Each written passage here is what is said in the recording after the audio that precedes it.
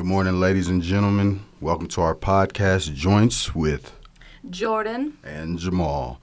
And our podcast is simple. It's why we love weed.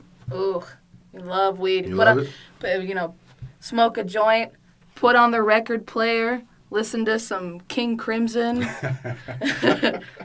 For me, I think I'll turn on the radio and probably listen to, I don't know, man, maybe some Marvin Gaye or some Kodak Black, man. I don't know. Ooh, I get that. But really, we wanted to talk about like the history of weed. We wanted to talk about some anti-drug ads, how those got started, because they're really interesting and they're really funny. Absolutely, and of course, we want to talk about how marijuana is used today and the effects of it, and pop culture-wise, like everybody's doing marijuana, and it's just from our perspective, it's a really good thing and should never have been illegal. I mean, like, from the beginning, like, hemp and weed were great, medicinal, everybody loved it, and then somewhere around, paper and plastic, we all just decided this is bad. Yeah, it was like a lot of people don't understand that, at one point, like Jordan said, marijuana was a medicine and considered a peace offering between a lot of Native Americans and colonists and things like that. And it seemed like once hemp and hemp products began to overtake the tobacco industry, white male Americans, or the government, as we like to call it. The government. Exactly. The government began to disapprove of the use and sales and trade of it.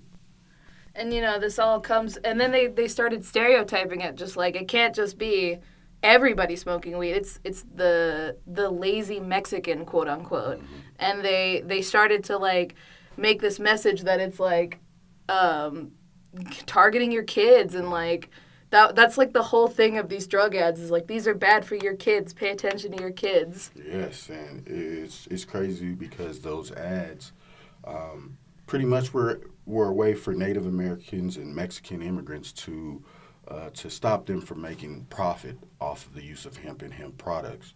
And one of the most famous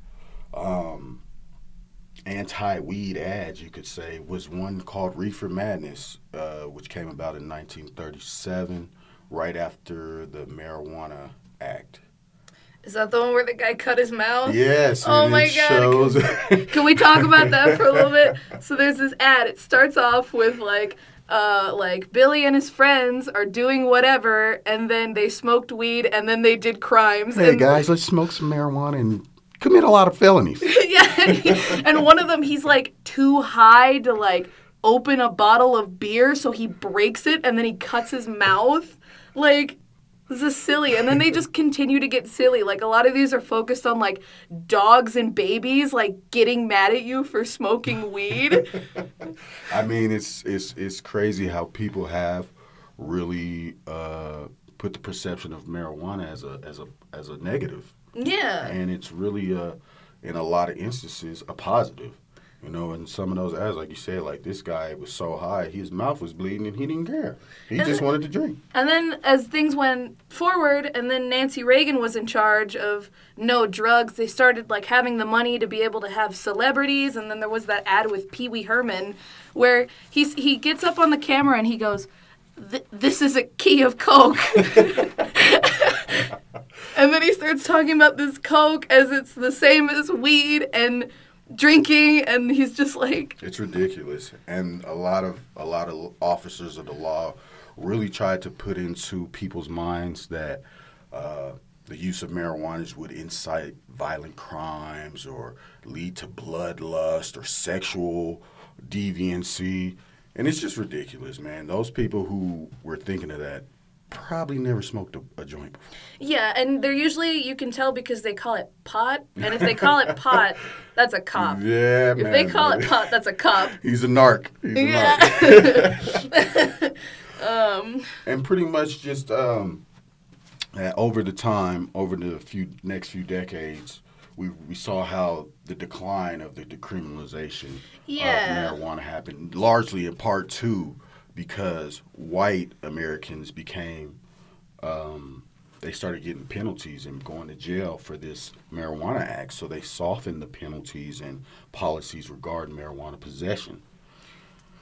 And, we only got a couple more minutes here, but I really have to give it up to pop culture making weed more and more, like, acceptable. Okay. Yeah. Like, it's, although it was kind of a thing to laugh at, like Snoop Dogg's high all the time. Isn't that funny? Yeah. Like, and he's getting Martha Stewart high. And Martha Stewart's high all the time. But that's more recent time. Yeah. I feel like this weed, 20 years ago was still associated with this, like, criminal activity. Right. But just like you said, a lot of pop culture, recent studies on the, how well marijuana does as far as medical purposes, seizures, things like that, has really taken a toll and turned people's views and opinions on marijuana and its legalization. And just recently, well, not just recently, but we saw that at least 29 states, including Washington, D.C., have legalized the use of marijuana for medicinal purposes, and 8 of those states, including Washington, D.C., has legalized the use of weed for recreational purposes. It's great. Yeah. I love weed. I smoke every night. I smoke every night, every day. Helps you sleep. Hey, Helps me smoke eat. weed. Yeah, Helps me sleep. Hey, anybody who's listening to this, if you've never tried marijuana, if you're over 18, we suggest that you would try it and give us your views and opinions. We thank y'all for joining us on Joints with Jordan and Jamal, and we'll see you guys soon. Peace out. Peace out.